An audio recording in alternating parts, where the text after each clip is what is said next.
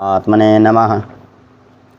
61वें श्लोक में हमने सुना, केवल विषयों से बचकर चलने से हमारे भीतर से विषयों में जो रस बुद्धि है वह निवृत्त नहीं होती।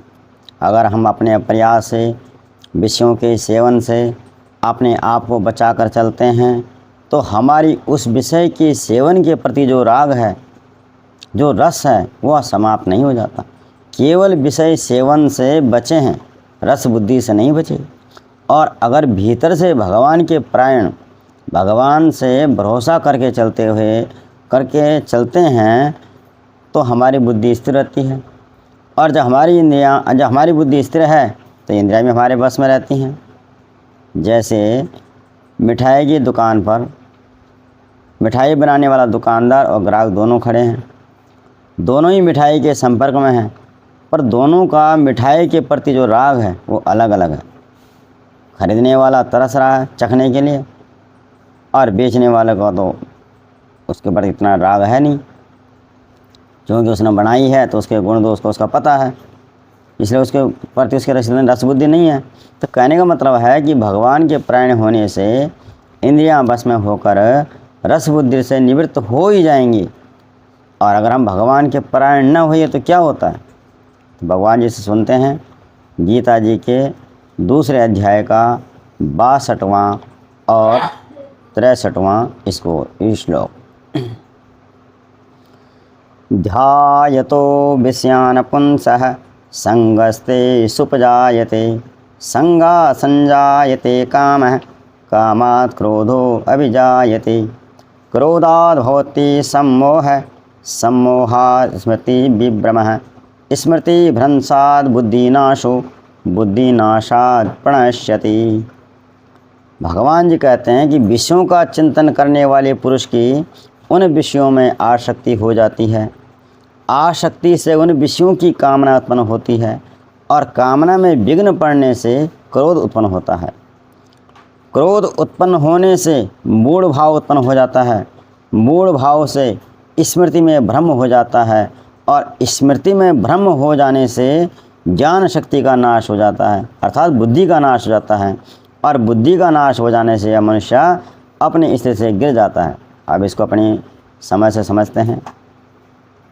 हम जीव हैं, परमात्मा और संसार दोनों के संयोग से ही हमारा निर्माण है। इस दुनिया में हम चल रहे हैं, ना हम शरीर के बिना जी सकते हैं और ना आत्मा के बिना चल सकते हैं, दोनों का संयोग ही है। और हम एक बारी में तो एक जगह ही चल सकते हैं। परमात्मा से जुड़ेंगे तो संसार से बचेंगे और संसार से जुड़ेंगे तो परमात्मा से छूटेंगे। तो जब हम परमात्मा के प्राण नहीं हुए हैं, परमात्मा के आश्रय को हमने ग्रहण नहीं किया है, परमात्मा का आश्रय नहीं लिया है, तो संसार का चिंतन करते हैं। और संसार का चिंतन करते रहने से संसार की वस्तु में हमारी आसक्ति, राग और प्रियता पैदा हो जाती है। और प्रियता यानी आसक्ति के कारण हम विषयों का सेवन करते हैं।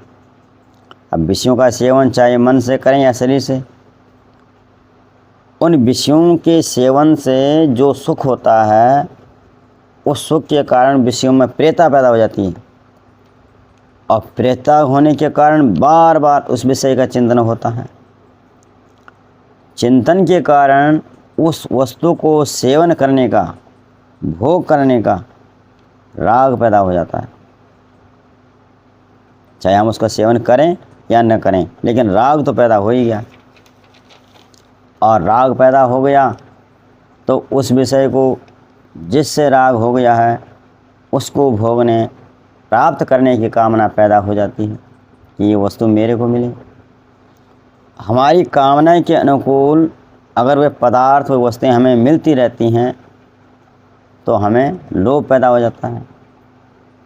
कामना पूरी हो जाएगी, हमें पता भाई कामना पूरी हो जाएगी, तो इस समय आशा लगती है, हाँ यार पूरा हो जाएगा, चलो करो। और आशा में कोई बाधा खड़ी कर देता है तो फिर गुस्सा आ जाता है। तो कामना में बाधा पड़ने पर कामना में बाधा पड़ने पर ही गुस्सा आता है, क्रोध आता है। अब गुस्सा क्यों आता है? क्योंकि सब में अपनी अपनी सामर्थ्य के अनुसार कोई ना कोई अपने अंदर अभिमान रहता है, घमंड रहता है। चाहे वो अपनी जाति से हो कि मैं मेरी जाति ऐसी, चाहे मेरे रूप से हो मैं इतना सुंदर हूँ, मैं ऐसा हूँ, चाहे ज्ञान से हो कि मेरे में इतना ज्ञान है, इतना है। तो सब में कुछ ना कुछ अभिमान तो रहता ही है। और उस अभिमान के कारण अपने प्रति आदर सम्मान की भावना रहती है। काम रहती है भाई मेरी इस गुण है, मेरे इसलिए इसकी आदर तो करना चाहिए इसको। यानी हम दूसरे से आदर की या सम्मान की कामना तो रखते ही हैं। और उस कामना में जब कोई बाधा डाल देता है तो हमें क्रोध हो जाता है। कहीं ना कहीं भी किसी भी बात को लेकर क्रोध आता ही है। तो कहीं ना कहीं हमारी किसी न किसी बात के प्रति राग अवश्य है। बिना राग के कामना नहीं होगी। जब कामना नहीं होगी तो चाह भी कैसी, चाह नहीं होगी तो कोई बाधा क्यों डाले, बाधा नहीं डाले तो गुस्सा क्यों आएगा। जैसे कोई हमारी निंदा कर रहा है और निंदा करने वाले पर हमें गुस्सा आता है, तो गुस्सा क्यों आया? क्यों हम उससे अपनी निंदा सुनना नहीं चाहते, हम चाहते हैं सिर्फ प्रशंसा ही सुने। ऐसे कोई हम पे दोष लगाता हो, तू ऐसा है वैसा है, तो हमारे अंदर गुस्सा आ गया। तो कारण क्या होगा कि हम चाहते हैं हमें दोष न लगाए, यानी हम निर्दोष हैं, हमारे पे ये दोष नहीं है, हमारे अंदर ये घमंड है कि मैं तो निर्दोषता का अभिमान रहता है। कोई हमारा अपमान करता है तो क्यों हमें गुस्सा आता है? क्योंकि हम उससे अपना मान और सत्कार का मान रखते हैं, इसलिए क्रोध आता है। और जब क्रोध आ जाता है तो उससे सम्मोह हो जाता है, सम्मोह या मूर्ता छा जाती है। हमारा एक तरफ झुकाव हो जाता है। एक तरफ झुकाव के कारण जो चीज़ हमें करना नहीं चाहिए, जो काम हमें करना नहीं चाहिए, वो काम भी हम कर बैठते हैं। अब जो ये सम्मोह है, ये मूर्ता है, ये तमोगुणी वृत्ति है। और जो कामना पैदा होती है वो कामना रजोगुणी वृत्ति है। और क्रोध जो है तमोगुण और रजोगुण दोनों के बीच की वृत्ति है। तमोगुण में शरीर से ज़्यादा संबंधित रहता है। जैसे गाय भैंस या कुत्ता कोई भी, उनका शरीर तक ही सीमित रहता है, उनका खाना पीना जो शरीर तक ही है। और रजोगुण जो है वो मन से होता है, मुझे ये चाहिए कि वो चाहिए, शरीर से तो अभी मिला नहीं लेकिन आशा इससे भटकता है। और क्रोध मन को लेकर के और शरीर को लेकर के, तमोगुण रजोगुण दोनों को लेकर के जो बीच की वृत्ति बनती है वह क्रोध है। भाई पहले हम मन से सोचते हैं तभी तो वो शरीर से क्रिया करते हैं। तो ये क्रोध जो है दोनों के बीच का माध्यम है, इन दोनों को संयोग से ही चलता है, कार्य करता है। तो क्रोध से जब सम्मोह हो जाता है, मूर्ता आ जाती है, तो हम अच्छी बातों का निर्णय नहीं कर पाते हैं, उनकी याद नहीं रहती। जब अच्छी बातें ही याद न रही तो हमारा विवेक भी लुप्त हो गया। बनैया विचार करना क्या चाहिए, शक्ति खत्म हो जाती है। और जब विवेक ही नष्ट हो गया तो हम अपने रास्ते से गिर जाते हैं, हमारा पतन हो जाता है।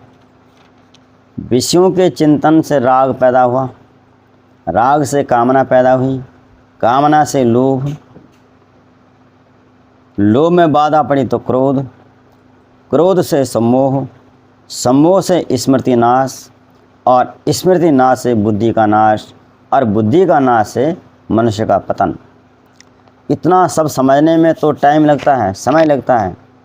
इन सब वृत्तियों को पैदा होने में तो मनुष्य को, इन वृत्तियों के पैदा होने में और मनुष्य के पतन होने में जरा भी देर नहीं लगती। जैसे बिजली का करंट एक झटके में सारा काम तमाम कर देता है, ऐसा ही विषयों के चिंतन से पैदा हुए राग के कारण ये कहाँ तक पहुँच जाता है और कैसे मनुष्य एकदम से झटके से गिर जाता है। ये हमने सुना। सुनने के लिए आपका धन्यवाद, और हमारे साथ बने रहने के लिए हमारे चैनल को सब्सक्राइब ज़रूर करें। धन्यवाद।